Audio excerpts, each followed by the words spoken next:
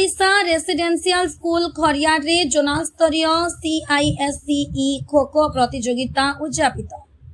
आज खड़ियाल स्थित western Odisha Residential Public School Khadiyal खेल पड़िया CISCE जोनाल स्तरीय खो खो प्रतियोगिता अनुष्ठित हो जाइए। अंडर 14 और अंडर 17 बालक और बालिका वर्ग में टिटलागढ़ और खड़ियाल 4टी दल जोग देते।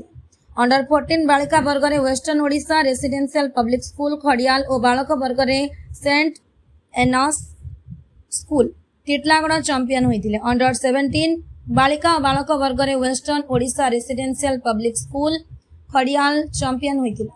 उद्घाटन उत्सव में मुख्य अतिथि भाव सेंट एनस स्कूल टिटलागढ़ पदार्थ विज्ञान विभाग मुख्य शिक्षक श्रीजुक्त किरण कुमार दास, मुख्य वक्ता भाव में जोनाल्ड क्रीड़ा शिक्षक श्रीजुक्त मुकेश कुमार साहू, सम्मानित अतिथि भाव विद्यालय संघर सदस्य जितेन्द्र कुमार दंडसेना, स्कूल प्रतिष्ठाता तथा निर्देशिका श्रीमती स्निग्धा घोष और उत्सव घोष, अध्यक्ष श्रीजुक्त अरुण कुमार बच्छ जोगदे खो खो विषय अवगत कराई।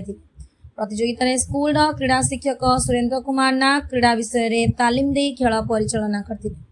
प्रतियोगिता विद्यालय समस्त शिक्षक शिक्षयित्री तथा नॉन टीचिंग स्टाफ सहयोग करते।